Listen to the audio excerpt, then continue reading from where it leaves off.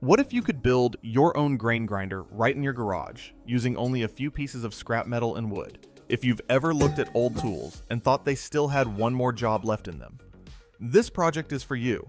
Today, you'll see how a worn-out stainless steel pot, a couple of steel brackets, and a basic cutting tool can come together to create a working grain grinder right in your own garage.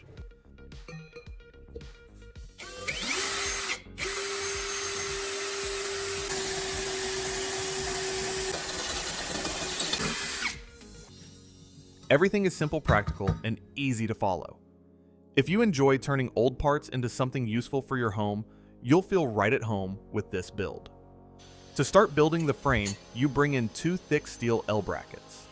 Each bracket is strong enough to hold the grinder in place, so you only need a small modification. Tell me what part of the country you're watching from. I read every comment.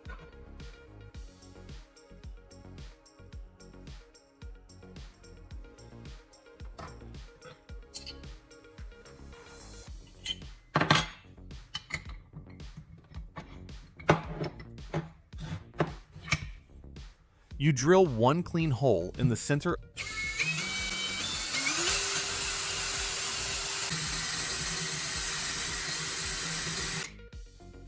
Then trim the longer side so both edges match in length.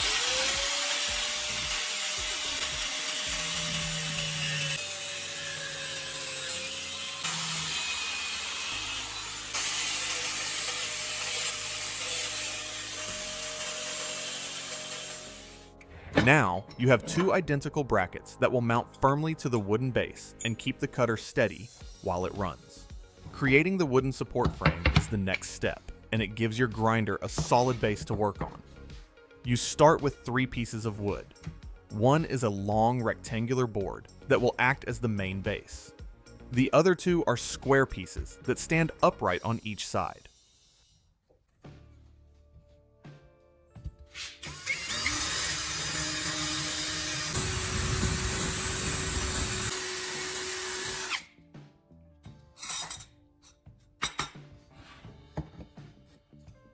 Set both square pieces at a perfect 90-degree angle, one on each side of the long board. Hold them steady and drive the screws in so everything stays tight. When this frame is finished, you'll have a sturdy support that keeps the grinder stable while it runs.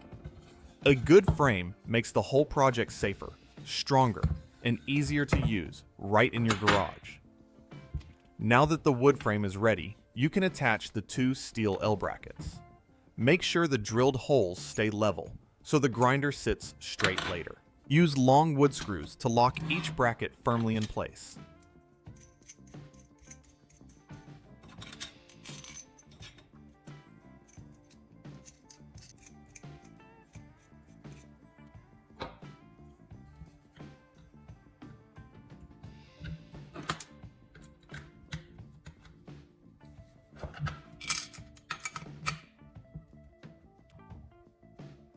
Tighten everything until there's no wiggle at all.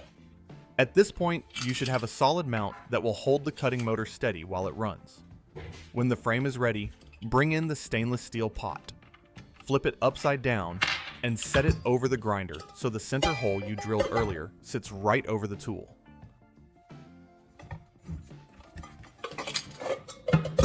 Line up the 2 steel L brackets with the pot and mark the exact spots where they touch the bottom.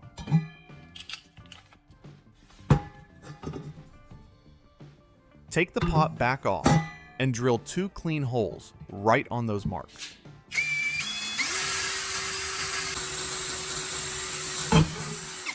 This gives you the anchor points you need so the pot can lock onto the frame and stay steady when the grinder is running. Now we move on to shaping the wooden frame so the grinder motor fits securely. You place the cutting tool on the base and mark the exact spots where it needs to sit. Once the marks are clear, you use a handsaw to cut 2 straight channels into the upright boards. These channels help guide the tool into the right position.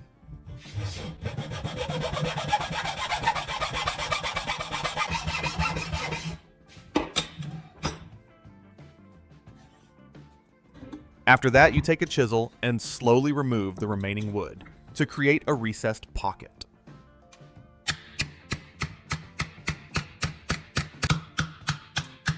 The goal is to make the tool sit flush with the frame so it stays steady when the grinder runs. This step keeps the whole setup solid and helps the machine work smoothly. Once the slots are finished, you can set the grinder in place. Slide the body of the cutting tool down into the wooden frame so it sits securely inside the recessed area. Make sure the tool stays level and doesn't wobble. Now take the stainless steel pot and lower it over the grinder, letting the center hole you drilled fit right around the cutting head. When the pot sits flat on the brackets, tighten everything down. At this point, the whole setup comes together into a solid grinder body that's steady and ready for the cutting blade you'll add next.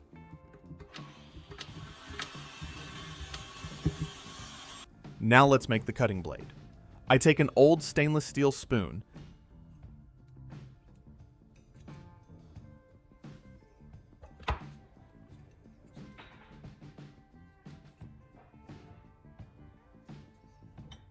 and remove both ends with the grinder, so only the handle is left.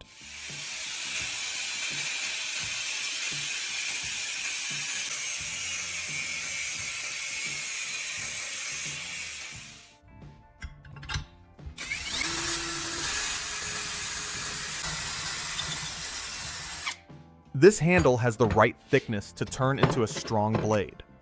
I drill a clean hole right in the center so it can mount onto the grinder shaft. Then I flatten both sides of the handle with a hammer until it forms a simple cutting edge. It doesn't need to be perfect, just even enough to spin smoothly. And just like that, we have a sturdy homemade blade ready to do real work. Now we can mount the cutting blade. I place the blade made from the spoon handle onto the shaft of the cutter and lock it down so it stays firm during use.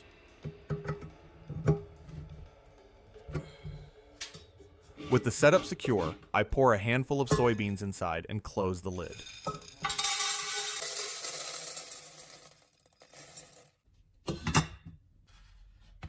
When I turn the cutter on, the blade spins fast and breaks the beans down into a fine, even grind.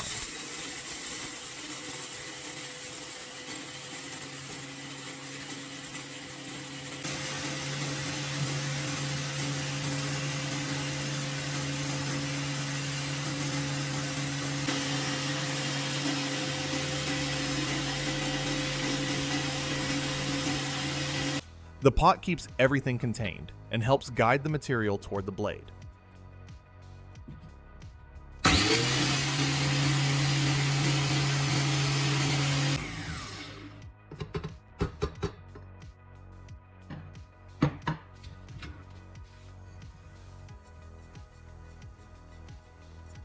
After that, I try a scoop of corn. The grinder handles it well and produces a smooth, consistent result.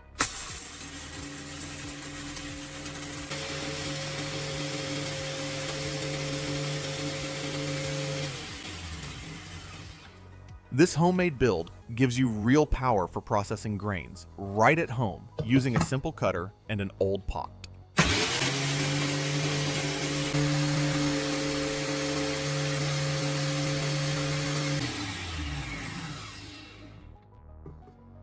It handles soybeans, corn, and other grains with no trouble, and you made it yourself with materials you already had in the shop. If you enjoy projects that turn everyday items into useful machines, you're in the right place. Subscribe to the channel and turn on notifications so you never miss the next build. Thanks for watching, and I'll see you in the next project.